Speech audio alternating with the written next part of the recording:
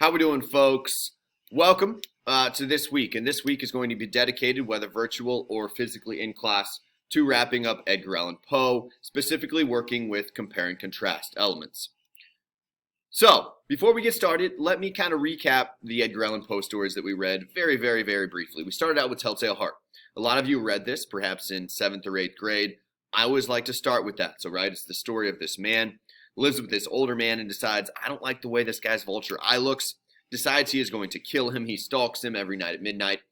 Finally, the eyes open, boom, loses his mind, kills him, chops his body up, buries him under the floor, but he can hear his heart in the end, folks, so he gets caught. Not crazy.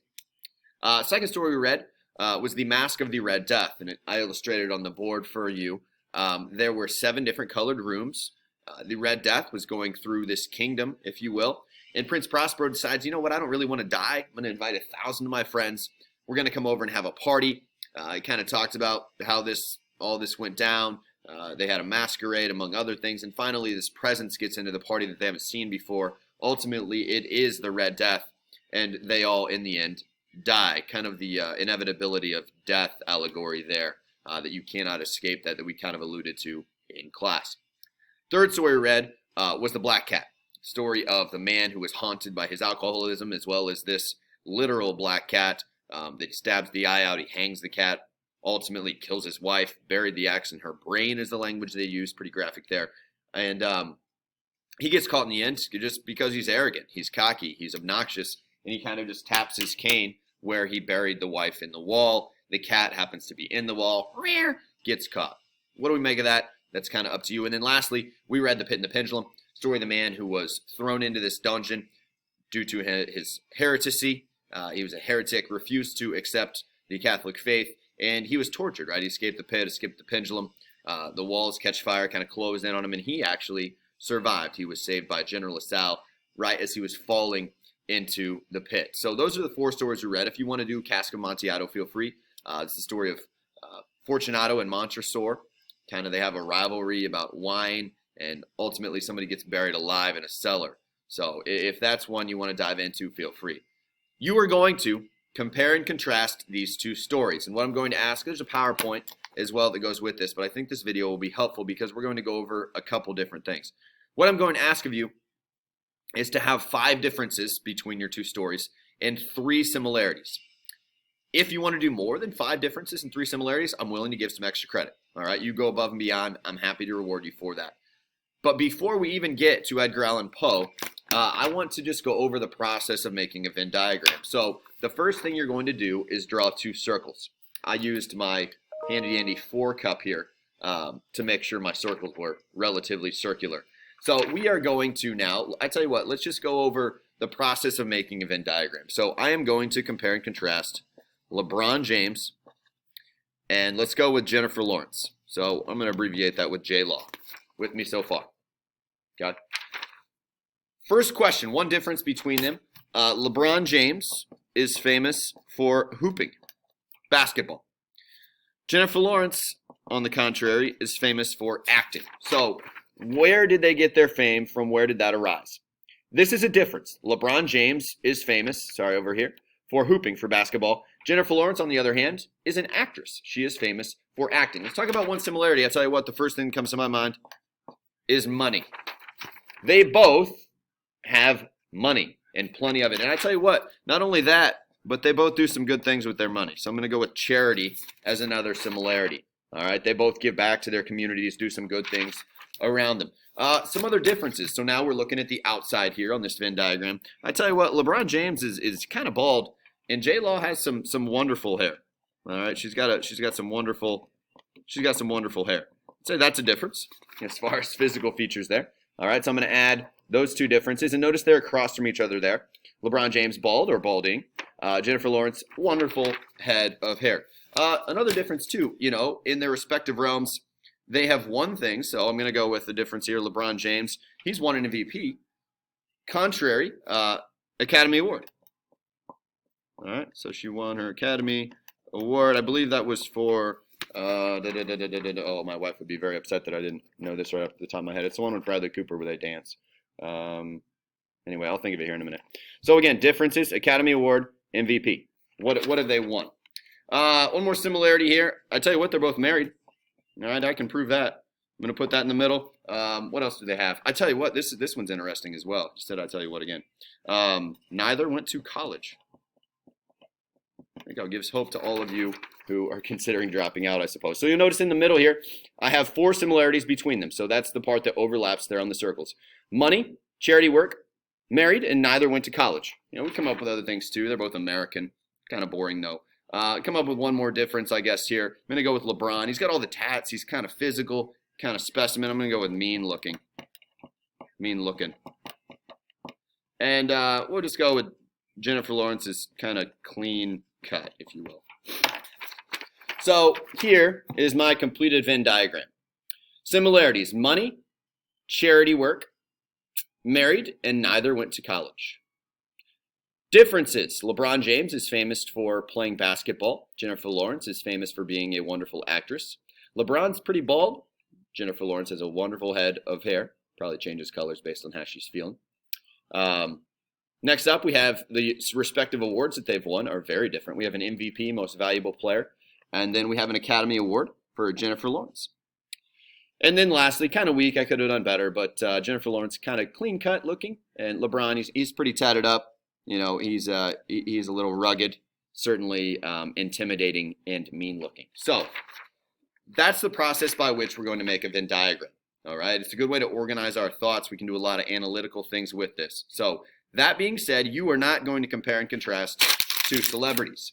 What you are going to do is you are going to compare and contrast your choice of 2 Edgar Allan Poe stories. So I have, and I'm going to scan this and put it in the module here for you. I have kind of set this up for you here.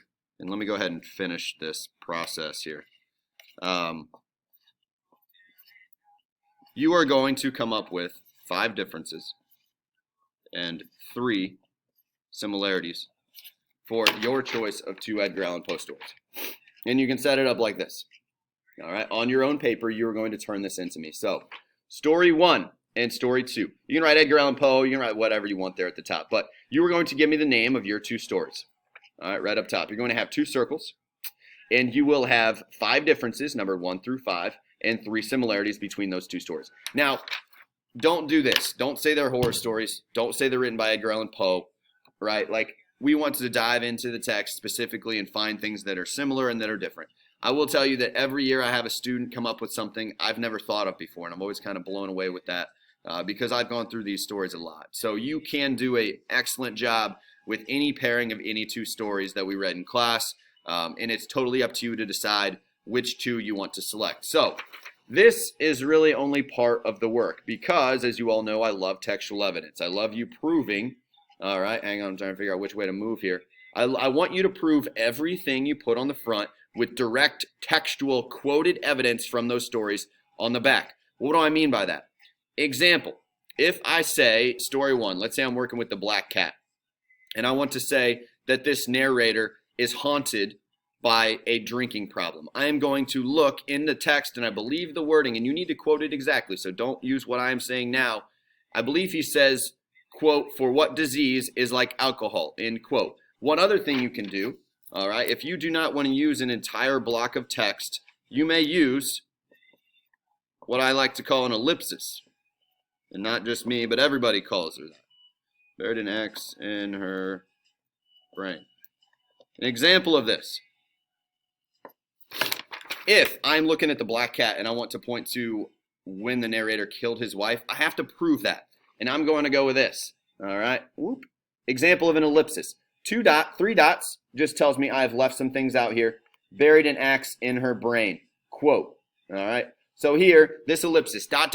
It tells me that, look, Mr. McClung, I didn't want to use the 27 words before that in that sentence. Use only what you need. So if you want to abbreviate things, use that ellipsis. ... Feel free to use that as liberally as you would like. All right. Everything you put on the front, you have to prove with textual evidence on the back. Set it up like this. All right. So on the back here, you're going to have story 1, similarities, and story 2. So in other words, if you flippy-floppy it over, it's going to match up perfectly. You'll notice you have 5 on the outside and 3 on the inside. The reason that we have 2 spots for 1, 2, and 3 in the middle is you need to prove that from both of those stories. Okay. So in total, you will be finding 16 quotes as evidence for everything you put on the front of your Venn diagram. And again, I cannot say this enough. You cannot paraphrase. You cannot say, oh, in the story the narrator said he wasn't crazy. You have to look specifically to where he says, but do not think, reader, I am mad, or whatever he says there in Telltale Heart. I do not care which stories you select. You have to include direct textual evidence. Control F is a wonderful function. If you know it had something to do with a cat, hit Command F on a Mac. I think it might be Control on yours. But it's the find feature. It'll pop up and you can look for everywhere. For instance, the word Red Death is used, or any phrase you're looking to find, it'll take you there, okay? We are going to work on this week. Vocab quizzes are going to start on Thursday, Friday, Monday, Tuesday of next week. This week, this is our focus.